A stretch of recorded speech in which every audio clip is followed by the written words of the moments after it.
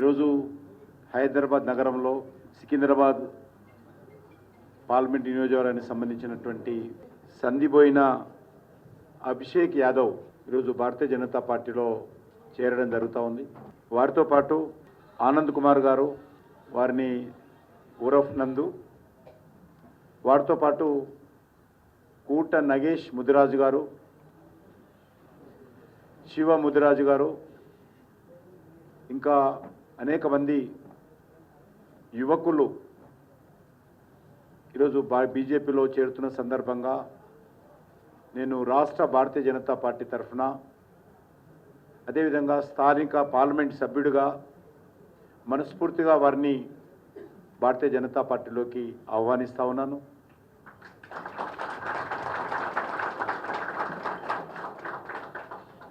ఈరోజు తెలంగాణలో టీఆర్ఎస్ పరిపాలన చూశాం, కాంగ్రెస్ పార్టీ 11 నెలల పరిపాలన చూస్తున్నాం. ఏ రకంగా ఈ రెండు పార్టీలు కూడా తెలంగాణను ముందుకు తీసుకెళ్లడంలో వైఫల్యం చెందాయో ఈరోజు స్పష్టంగా మనం చూస్తూ ఉన్నాం. రెండు పార్టీలు బొమ్మ బొరుసులాగా,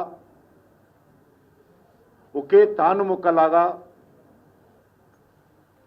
ఈ రెండు పార్టీలు తెలంగాణను దోపిడీ చేస్తున్నటువంటి విషయము, తెలంగాణకు నష్టం చేస్తున్నటువంటి విషయము,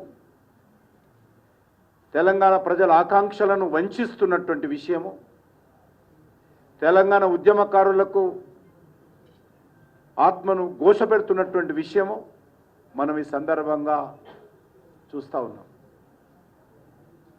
ధనిక రాష్ట్రంగా మిగులు బడ్జెట్తో ఉన్నటువంటి తెలంగాణ రాష్ట్రము ఈరోజు అప్పుల రాష్ట్రంగా, ఆర్థిక సంక్షోభంలో ఈ రెండు పార్టీలు, ఈ రెండు ప్రభుత్వాలు, ఇద్దరు ముఖ్యమంత్రులు కూడా నెట్టేస్తున్న విషయం మనం చూస్తూ ఉన్నాం. ఈరోజు హైదరాబాద్ నగరంలో మన జిహెచ్ఎంసీ కార్పొరేషన్స్లో చిన్న చిన్న రోడ్డు మరమ్మతులు చేస్తే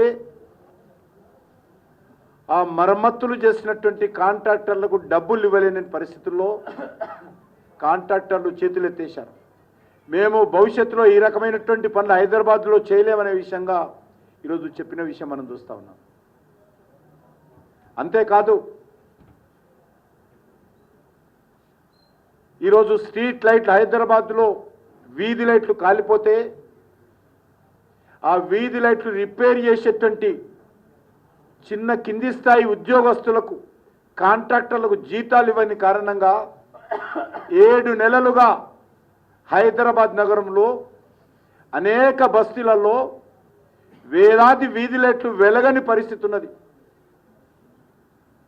ఒక దిక్కు మాటలు కోటలు దాటుతున్నాయి, డాంబికాలు మాట్లాడుతూ ఉన్నారు. కింద పరిస్థితి ఏందో అర్థం చేసుకోవచ్చు. సిగ్గుపడాల్సినటువంటి విషయం ఏంటంటే,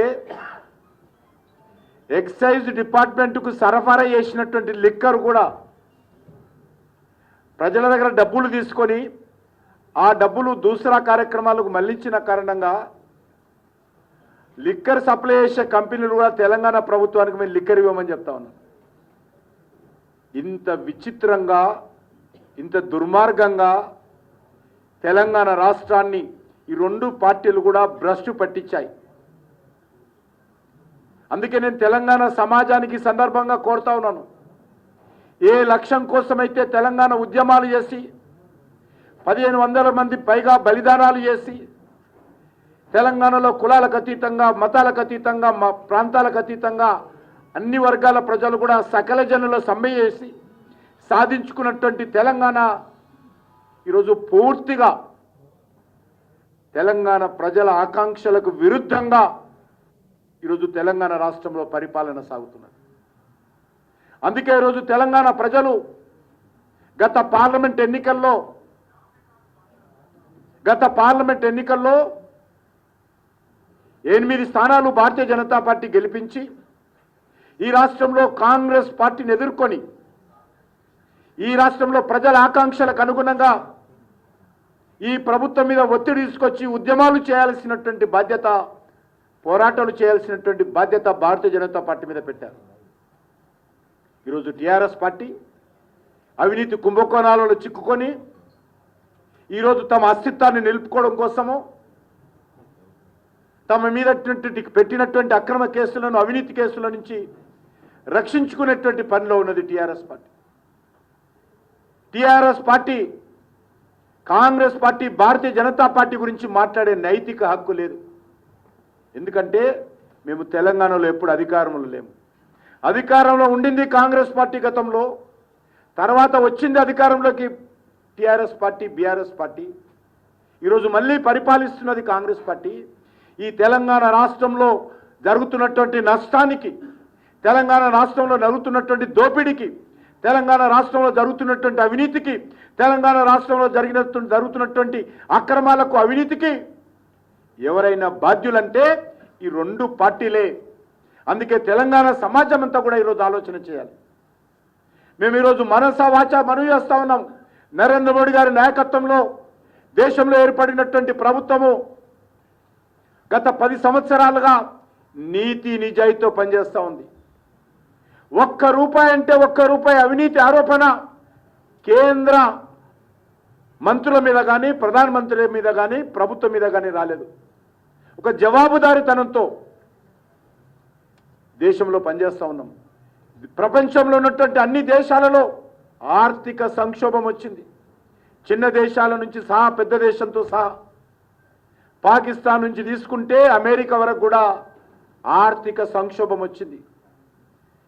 కానీ ఈరోజు ఫైనాన్షియల్ డిసిప్లిన్తో నరేంద్ర మోడీ గారి నాయకత్వంలో కరోనా లాంటి మహమ్మారి వచ్చినప్పటికీ, ప్రపంచమంతా ఆర్థిక సంక్షోభం వచ్చినప్పటికీ, ప్రపంచ అనేక దేశాలలో యుద్ధాలు జరుగుతున్నప్పటికీ ఏ ఒక్కటి కూడా సమస్య ఉత్పన్నం కాకుండా ఈ దేశంలో ఆర్థిక వ్యవస్థను గాడిన పెట్టి ముందుకు తీసుకెళ్తున్నటువంటి నాయకుడు నరేంద్ర మోడీ గారిని సందర్భంగా మనం చూస్తున్నాం.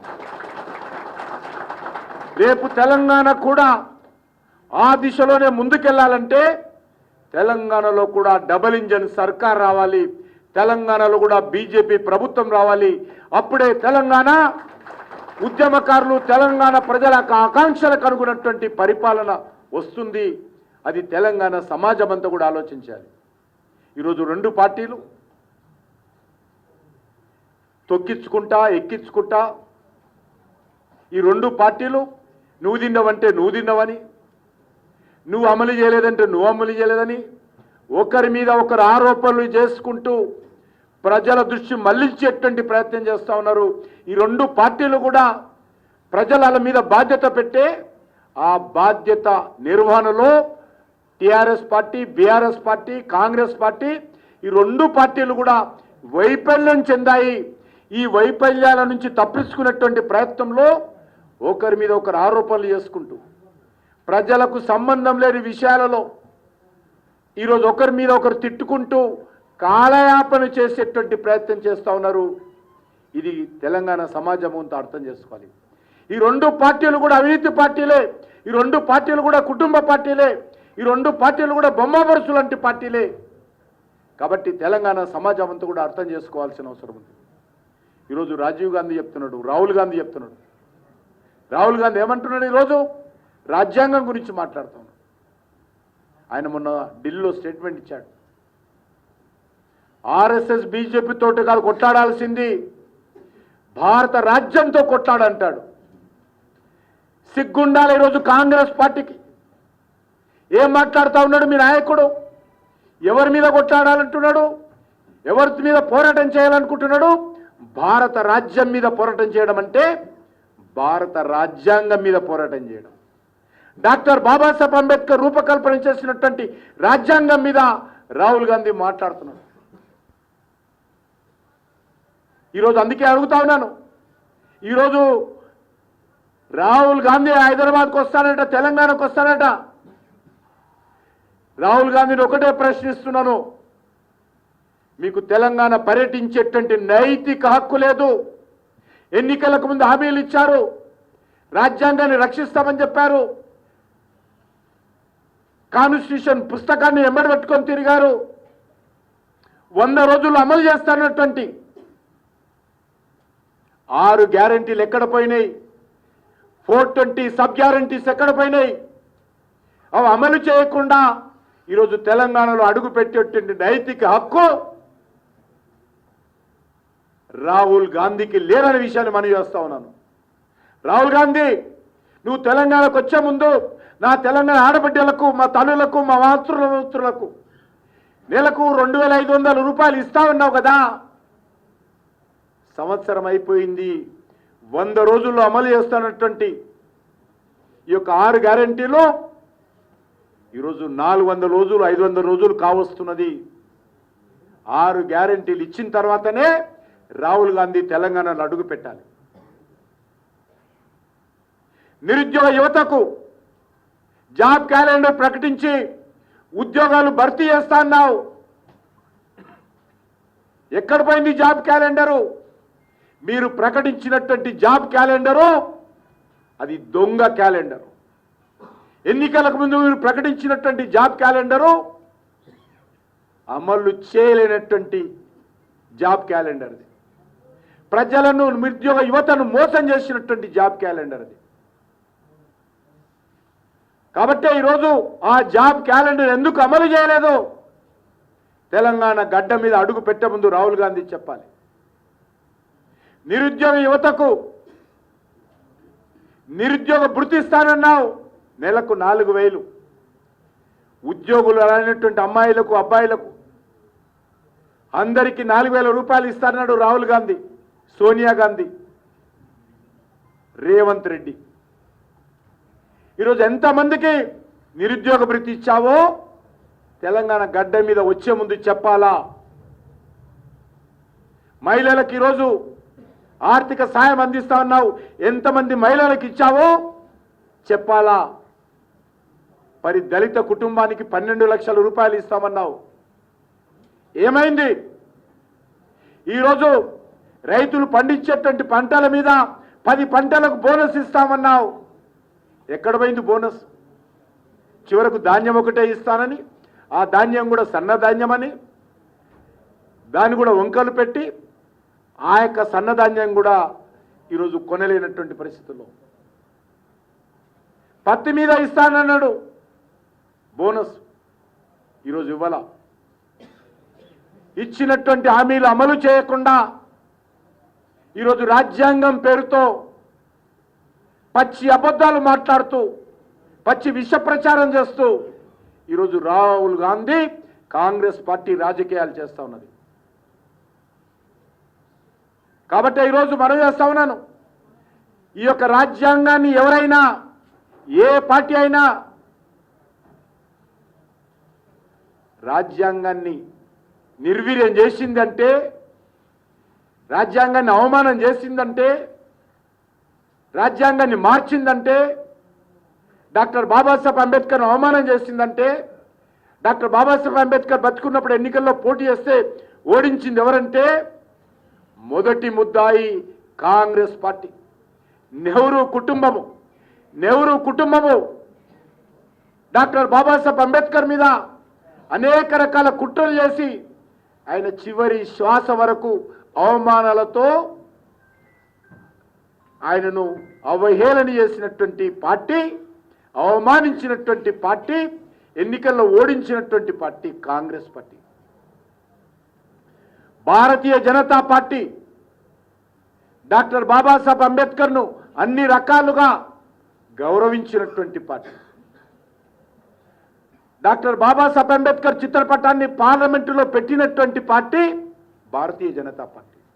డాక్టర్ బాబాసాహెబ్ అంబేద్కర్కు భారత రత్న ఇచ్చినటువంటి party Bharatiya Janata party.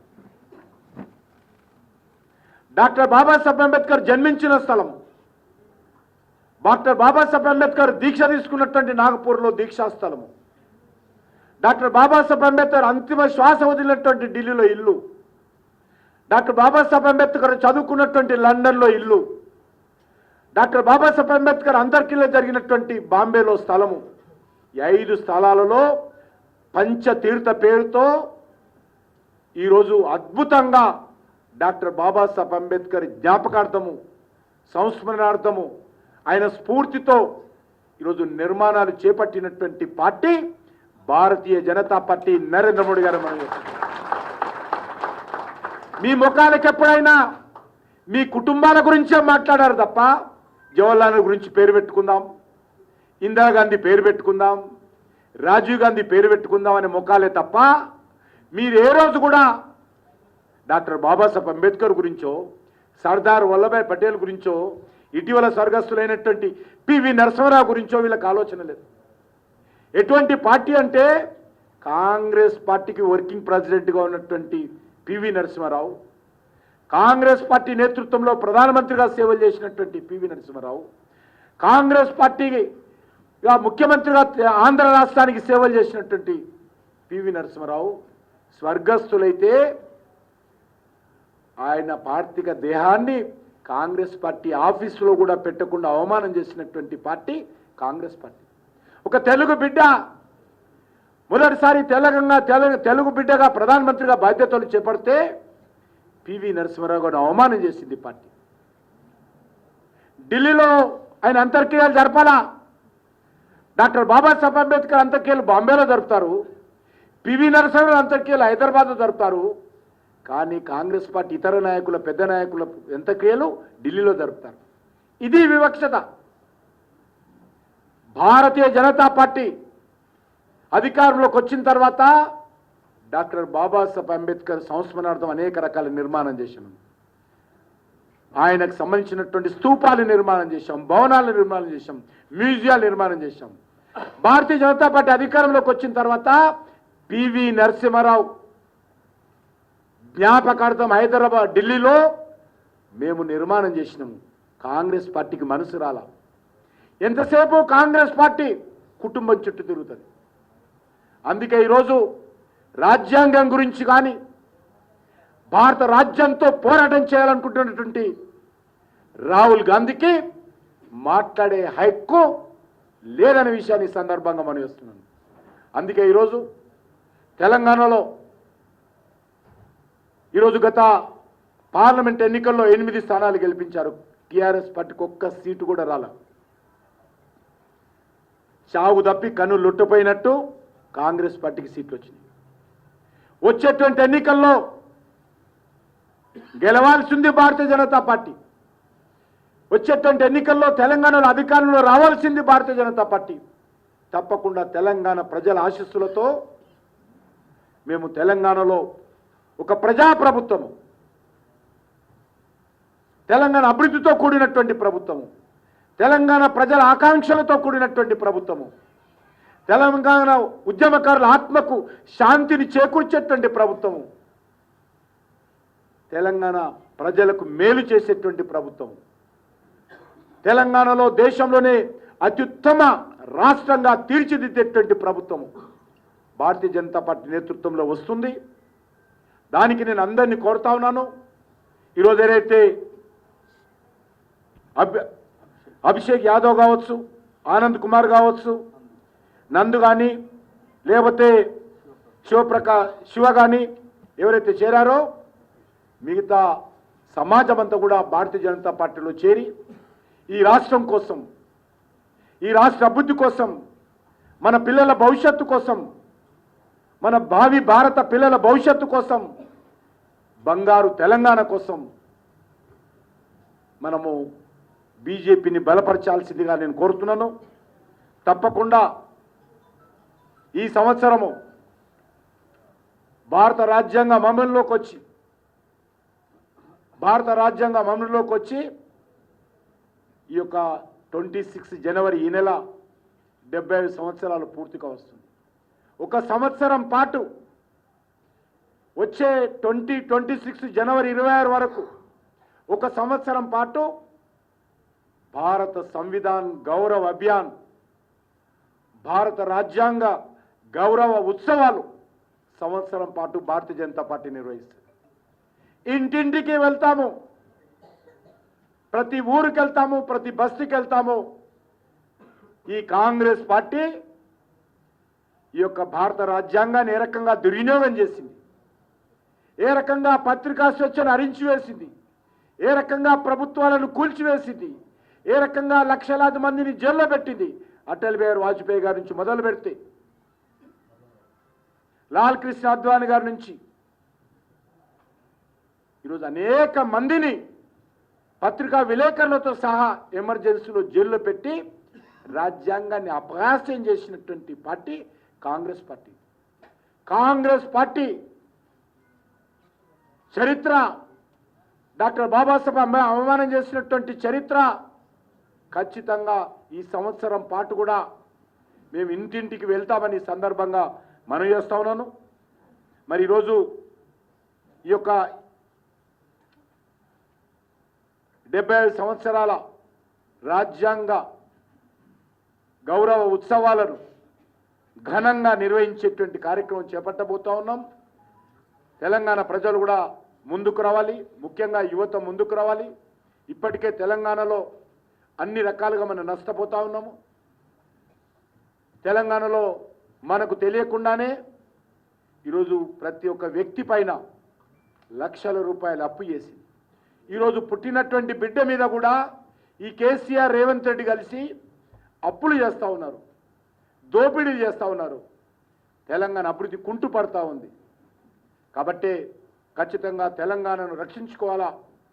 Save Telangana, support BJP అనేటువంటి నినాదంతో ఈరోజు ముందుకు రావాల్సిందిగా నేను కోరుకుంటూ, ఈరోజు చేరినటువంటి వాళ్ళందరినీ కూడా మరి నేను మనస్ఫూర్తిగా భారతీయ జనతా పార్టీలో స్వాగతం పలుకుతా ఉన్నాను, అభినందిస్తూ ఉన్నాను. భవిష్యత్తులో హైదరాబాద్ నగరంలో, తెలంగాణ రాష్ట్రంలో యువత పెద్ద ఎత్తున బీజేపీలో చేరాల్సిందిగా స్వాగతం పలుకుతా ఉన్నాను.